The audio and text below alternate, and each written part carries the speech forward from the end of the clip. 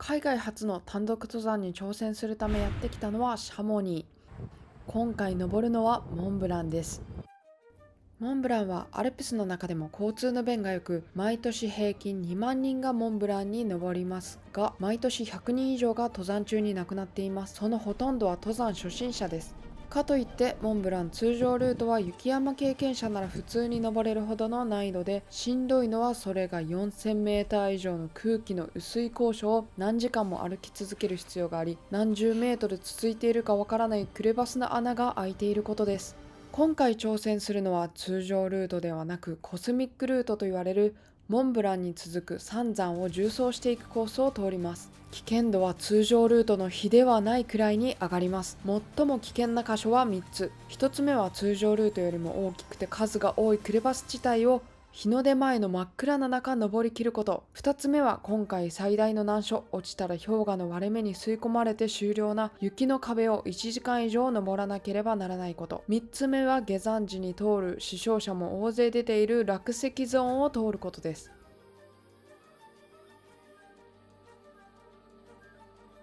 ゴンドラに乗って富士山より高い標高3842メートルまで到着して、今この辺りにいます。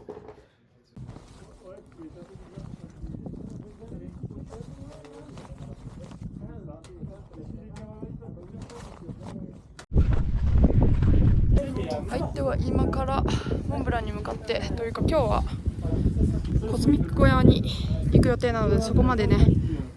結構トレースがあって人がいっぱい歩いてるんで、今からスタートしていきます。やばい、ドキドキ。結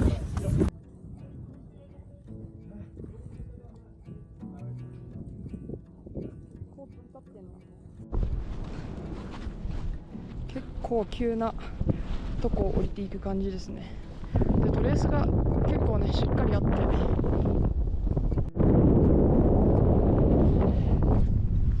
ちょっと上がってくる人がいるんで、ちょっと待ってから行きます。空気が薄くて登りがとてつもなくしんどいので、みんなゆっくり登ってきます。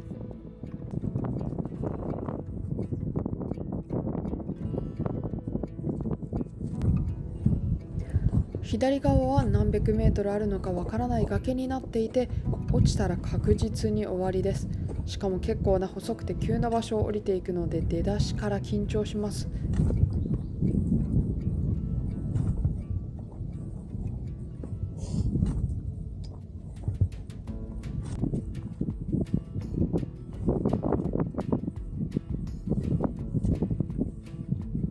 駅に戻る人たちの列ができていますが、左は崖だし反対側はどこにクレパスができているかわからないので、すれ違うのも大変です。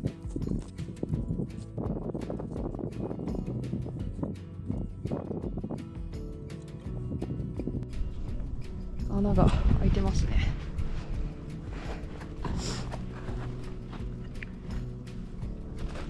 本当だったらね、ここを突っ切って向こうまで行きたいところですが、クレバスがあるんで、どこにねあるか分かんないんで、なるべくトレースをたどっていきます。はい、向こうにトレースがずっと下を降りて、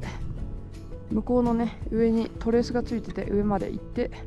ここからコスミック小屋まで2時間ぐらいですかね。はい、でもうすでに標高が 3800m あって、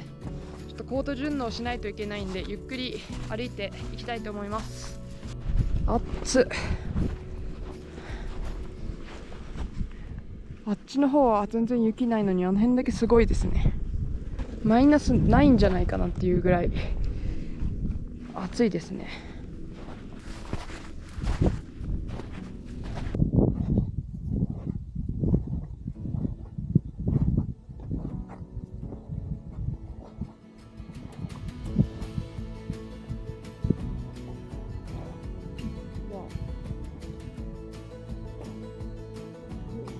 になってますね。めちゃめちゃでかい。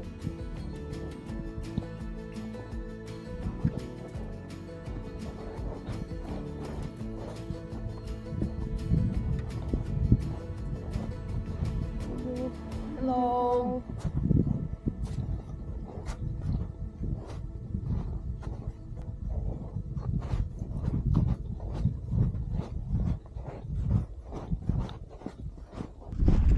あれがコスミック小屋で今日泊まるとこですね。で今日はコスミック小屋に泊まって、明日4800メートル、もうほとんど5000メーター近くまで上がるんで、ここでゆっくりしてちょっと高度順応してから明日は山頂を目指します。めちゃめちゃねラッキーです。今日も明日もピーカンの予定で、明後日からね天気が急に崩れ出してストーム的なのが来るらしいんで、嵐みたいな天気に、ね、なるらしいんで、明日登ってグーテ小屋の方に抜けたいと思います。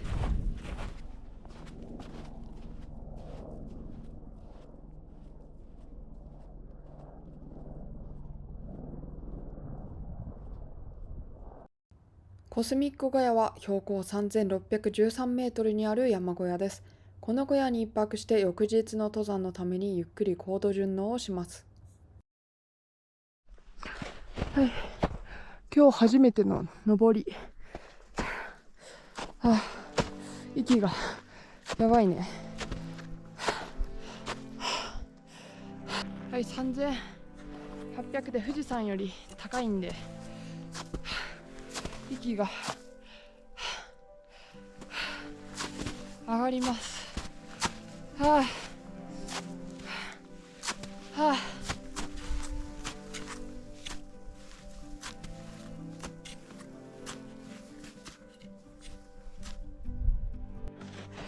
はい、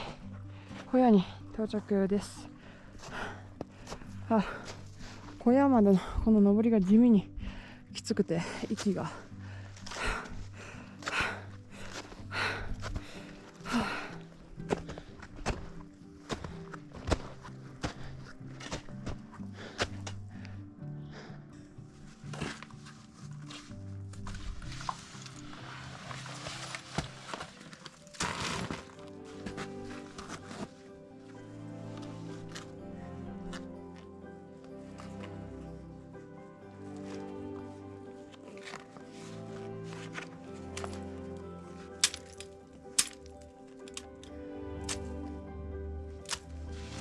フランス語だから何書いてあるか分かんないな。こっちじゃないんかな、こっちかな。Entrance by this way。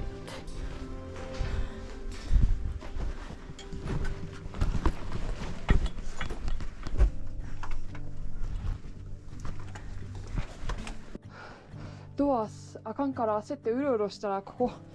めっちゃドア硬いだけやった。開いたわ普通に。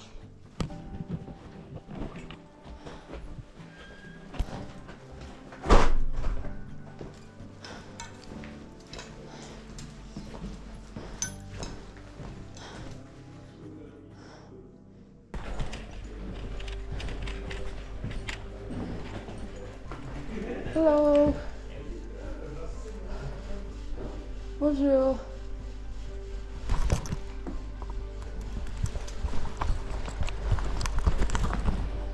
誰もいない。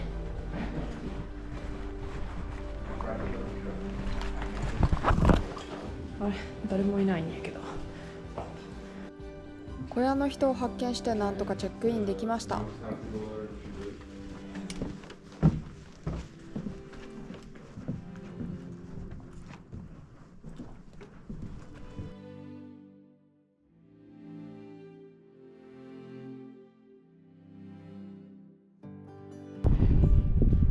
登りめちゃめちゃしんどそうですね。明日は一気に1000メーター上がるんで、結構大変ですよ本当に。とりあえず小屋入れてよかった。扉が重すぎて、もしかしてあっちじゃないかと思って、なんかあの辺をねうろうろして、絶対こっちはわざと思って戻ってきたんで正解でしたね。ということで、特にやることもないのでビールでも飲みながらゆっくりします。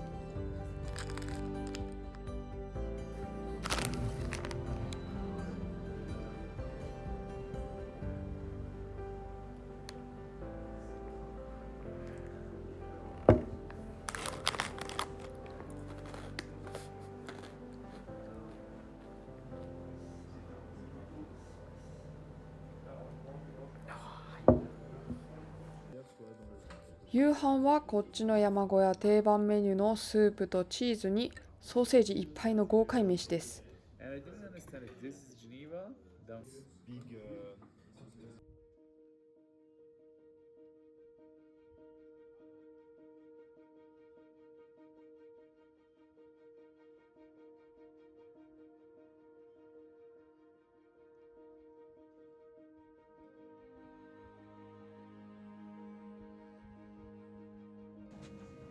はい、明日は朝2時にご飯を食べて出発するので、もうね7時半過ぎてるんで今からもう寝たいと思います。日の出をね見たいけど時間が間に合わないんで先に寝てしまいます。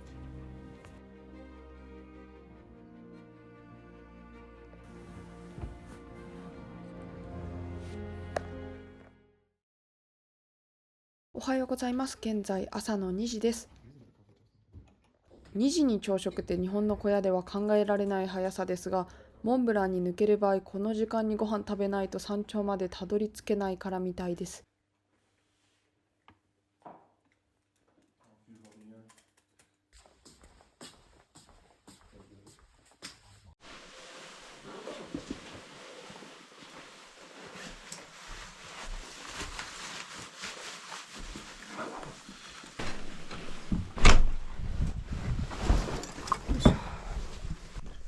それでは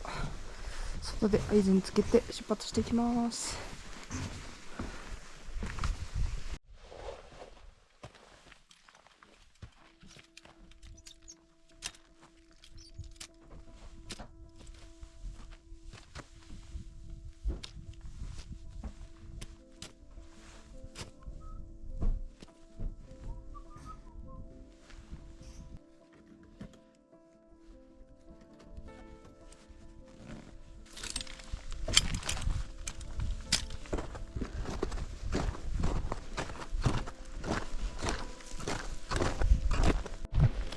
はい、手袋が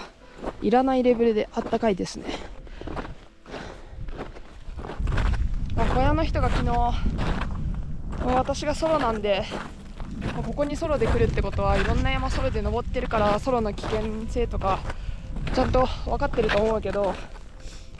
モンブランのこのコスミック小屋から見えた急登っていうか登りがクレバスだらけで、今年結構ねあったかくって雪が溶けてるらしくって、クレパスがね結構出てるらしいんで、一人で行くのはねかなり危ないってことで、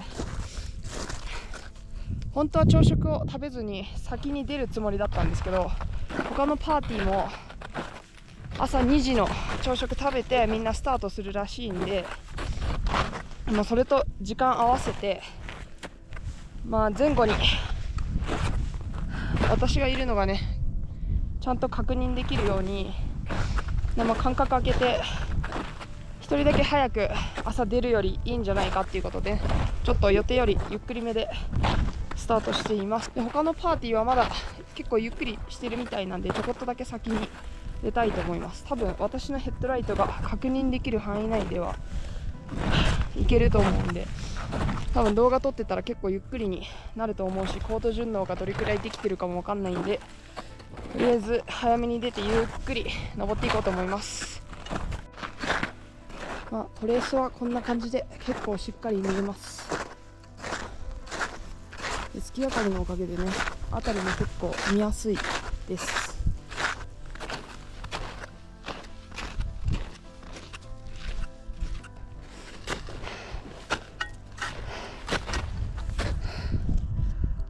この時間帯でこんだけ暑かったら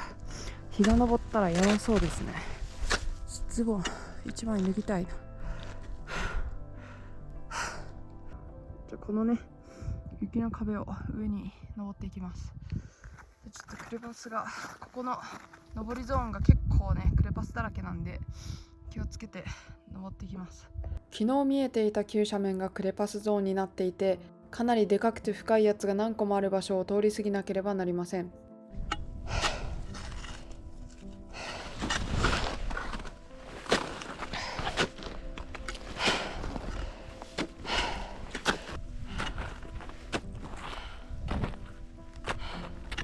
でもブライトホール登ったおかげで多分頭痛とかそういうのはないですね。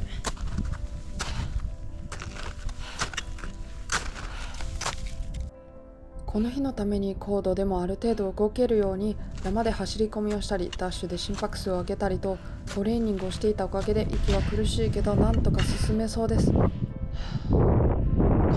急なところを登っています。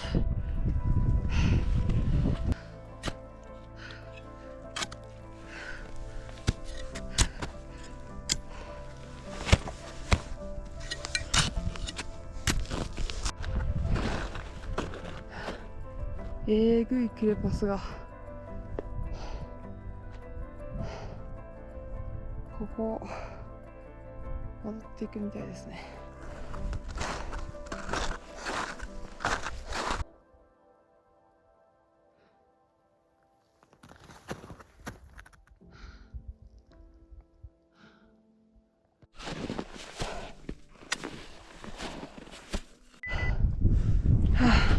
クレバス大量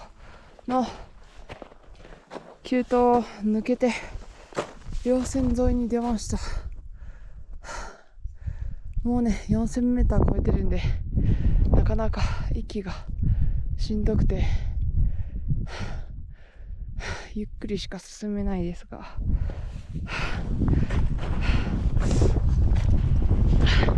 あと1時間で日の出です。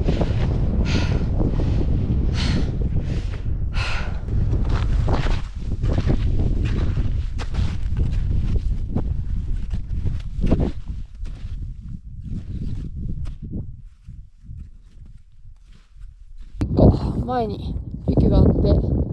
あれがモンブラン・ドゥ・ミュレットで、その向こうにモンブラン山頂があります。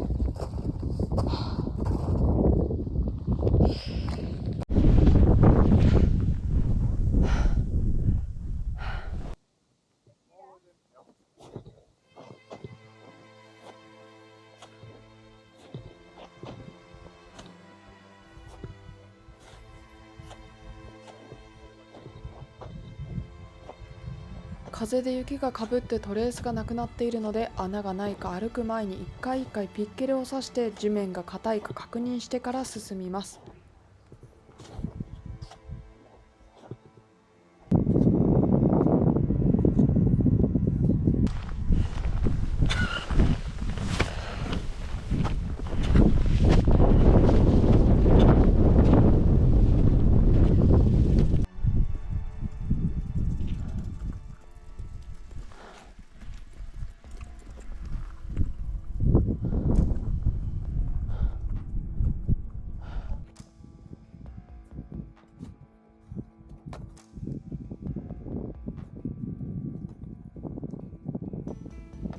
ここから先は斜面がどんどん急になっていくのでダブルアックスで進みます。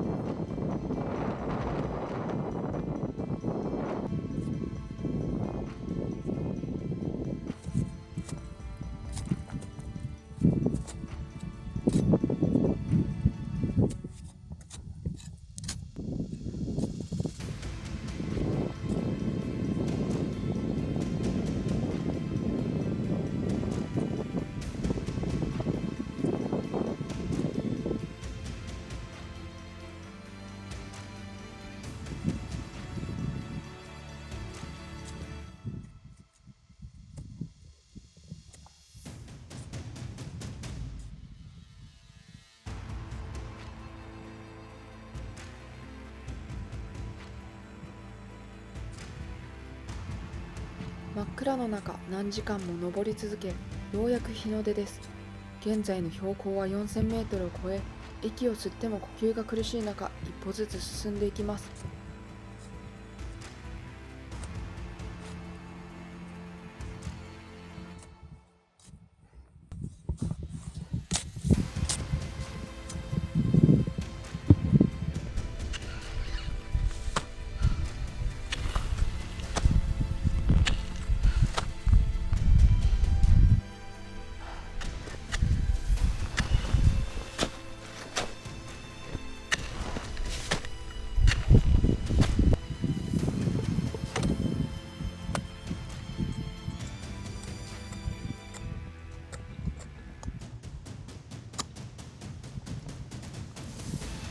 から傾斜がより急になるのでピッケルをしっかり刺さなければいけないのに、雪はガチガチに凍っています。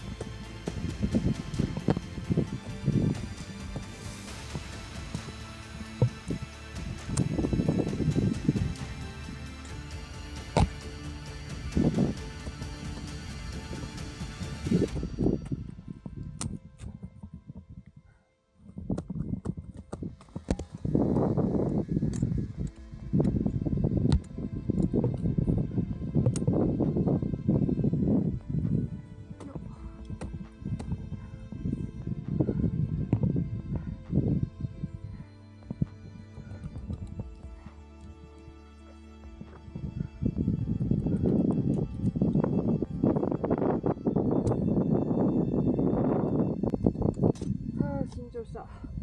完全にアイスやった。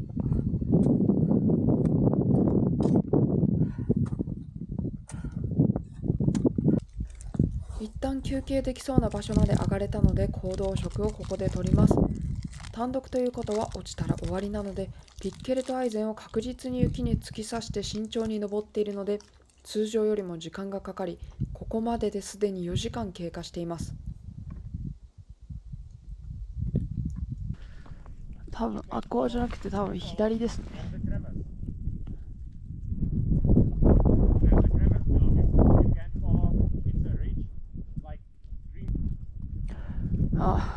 クレバスを避けて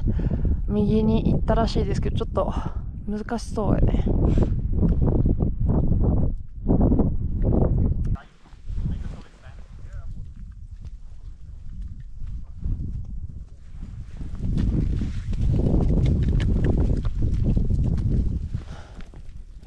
上のパーティー今ちょい滑りしてますね。てかこの場所多分落石がというか、なんかこのちょっとあんまり休憩するのに良くない場所な気がするな。ちょっと休憩したいけど、サングラスだけ出しましょう。上から細かい石が落ちてきていて、辺りにも岩がゴロゴロしていたので、日が昇って暖かくなるとより危険なので行動食をちょっとしか食べれなかったけど、もう登っていくことにしました。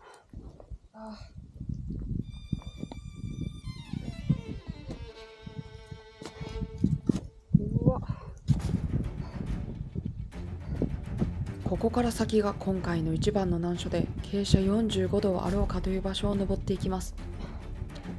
傾斜45度ってピンとこないかもしれませんが、普通に目の前で見ると垂直の壁を登っているような感覚で、一度踏み外せば真っ逆さまに下に落ちていってしまうだろうというくらいの雪の壁を登るのでかなり怖いです。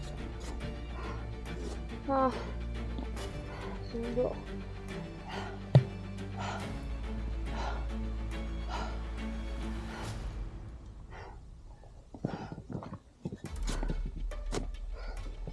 よいしょ。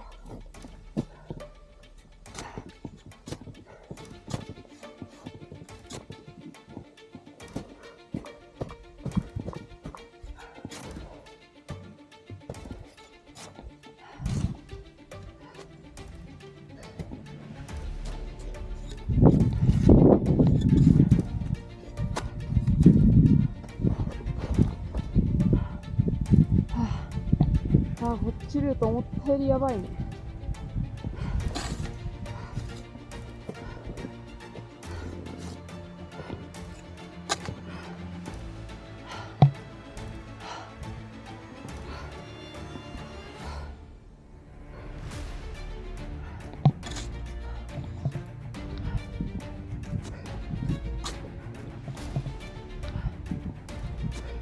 クレバスの穴のすぐ横を通らなければならず、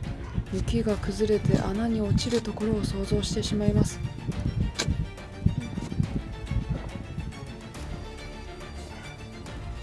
これ本当中何メーター下まであるかわからんぐらいやばいですね。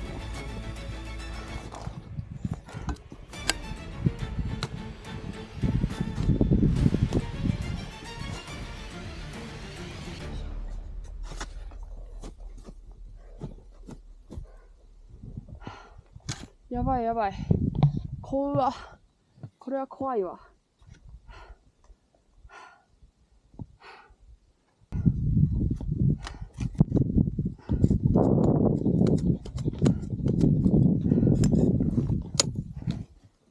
うわ。足場が崩れて一瞬ドキッとしましたが、ピッケルがちゃんと刺さっていたので大丈夫でした。落ち着け。ああ。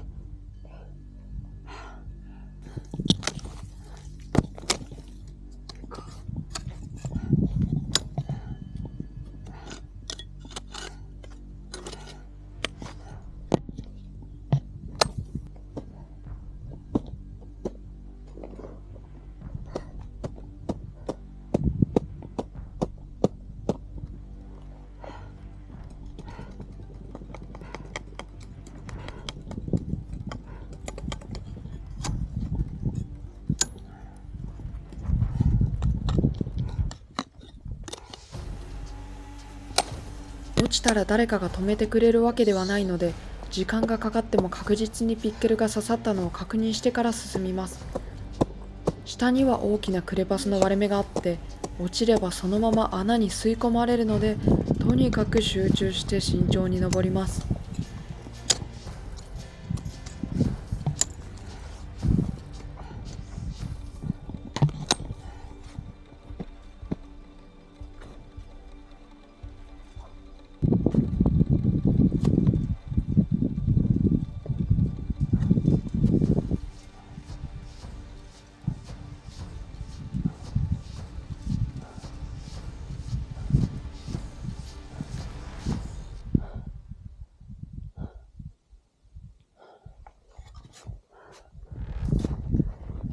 またもやクレバスの割れ目です。肩の位置くらいまである穴がずっと横まで続いていますが、トレースはこのまままっすぐ登っています。上に行くにはピッケルに全体重をかけて体を引っ張り上げなければなりません。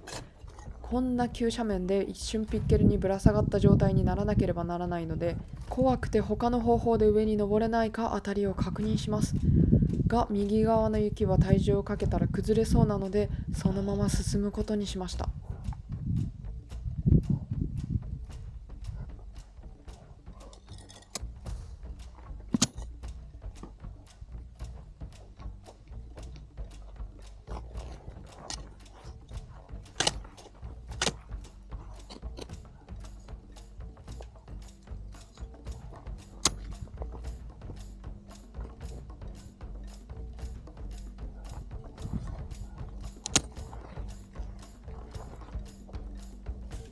怖っ。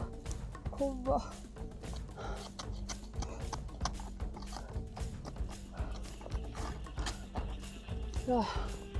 これ白馬の狩猟を思い出すな。このト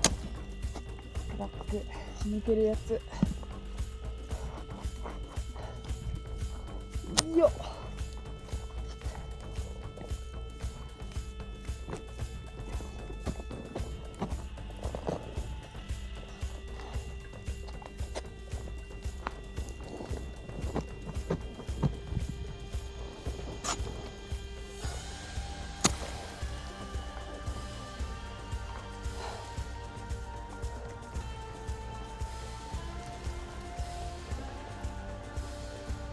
頼むぞ。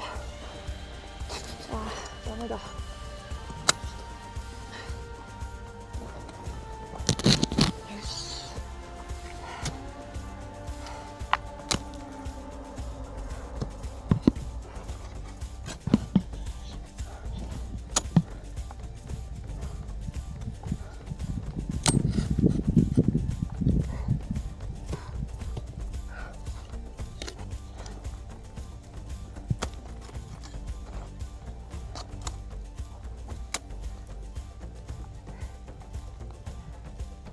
ピッケルが刺さってるか確認する。心配だったら何度だってやり直す。時間もかかって体力も削られるけど、こうしないと怖くて進めません。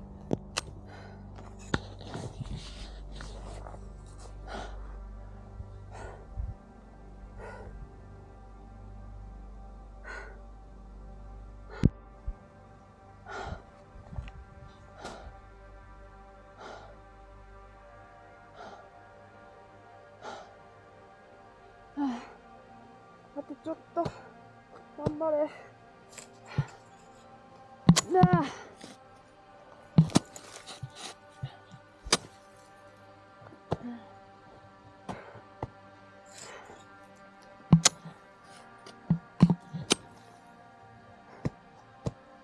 よいしょ。よ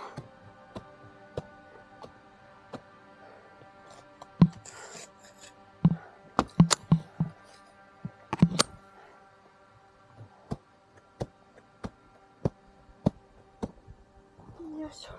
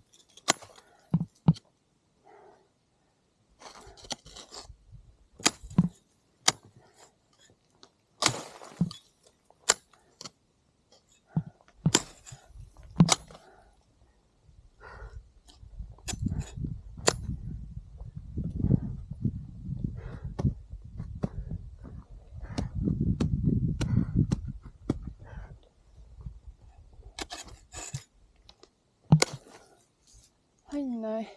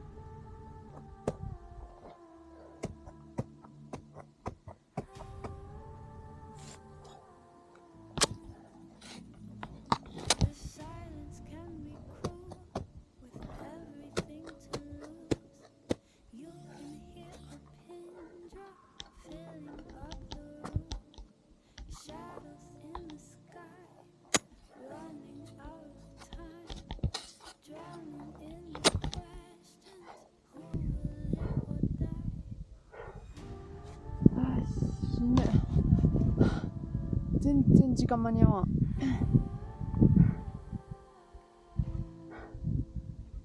やっぱ早く出ればよかったさ。もう息が溶けてきてる。ようやくこの壁のゴールが見えて、ちょっとずつ傾斜が緩くなってきました。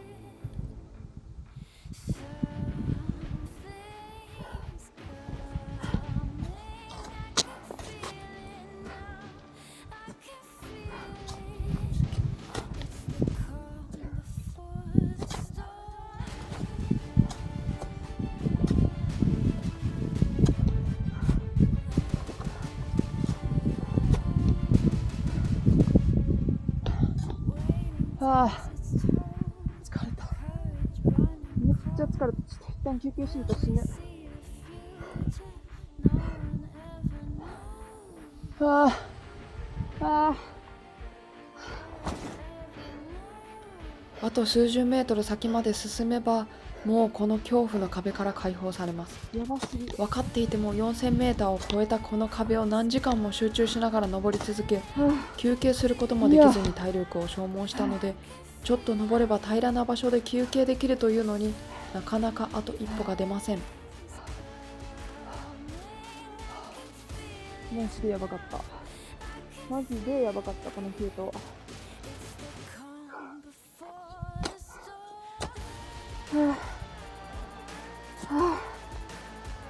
はあ、ちょっと気抜かずに行きましょう。ちょっと休憩できそうな場所を探そう。はあ、はあ、はあ。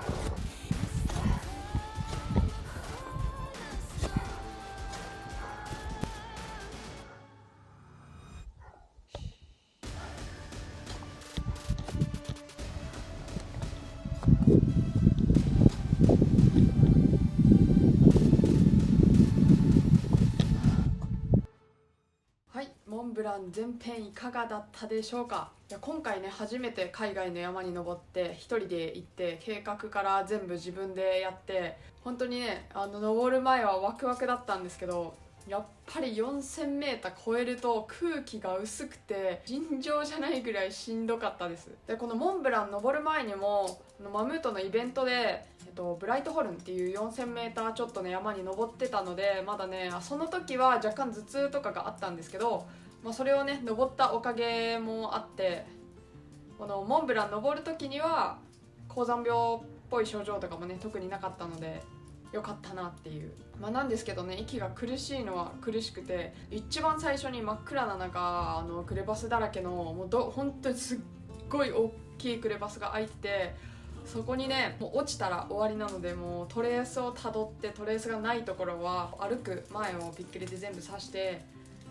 穴がないのを確認してから進むっていうのをやってたんで、結構時間がかかって、で前後にパーティーがいたんですけど、私はかなり慎重に進んでてゆっくり時間かけてたので、みんな先に行ってもらってだいぶゆっくり登ってたので、私が登ってる前のパーティーが3人パーティーで、一番後ろの人がなんか滑落しかけて、で一番上のリーダーみたいな人が止めててっていうのを見てたから、多分パーティーの人は誰か止めてくれる人がいるから、結構そのピッケルがしっかり確実にはまってなくてもこうスイスイ進んでいけるんだと思うんですけど、もう確実にこれ命かかってるぐらいの気持ちで行ってるので、これピッケルがちょっとでも緩かったらやり直すっていうのをもう確実にやって進んでいかなきゃいけなかったんで、時間がね通常よりもたくさんかかってしまって本当にしんどかったです。でね、まだまだねここからなんですよね。クレパスゾーン抜けた時点でも結構汗だくだったんで、ここでジャケット脱いじゃうと体冷える可能性もあるからと思ってジャケット着たまんまで登っていったんですけど、それがね間違いだったのが、無風状態で本当にもう汗びっちゃびちゃにかいて、ピッケルも何度もさして足も何度も蹴って登ってるから、ものすごい暑くて汗かいて、でその状態でも休憩できないんで登り続けるしかなくって、もう体力消耗しまくって、壁をね登りきった頃にはもうヘロヘロになってるぐらいだったんで、そっからがねまたしんどかったんですよ。本当に山頂着くまで多分あれが半分くらいで、もうあと半分ぐらいかかって、しかもそっからまたね 2,3 時間で下山できるっていうレベルの標高じゃないので、何時間も歩いて下山しなきゃいけないっていうので、ほんともうあそこの壁を登りきってからが長すぎてしんどすぎてをね、また後半の動画で紹介します。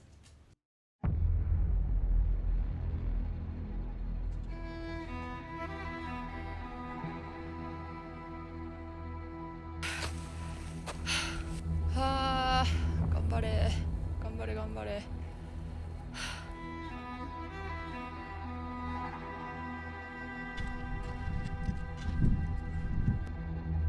うわ、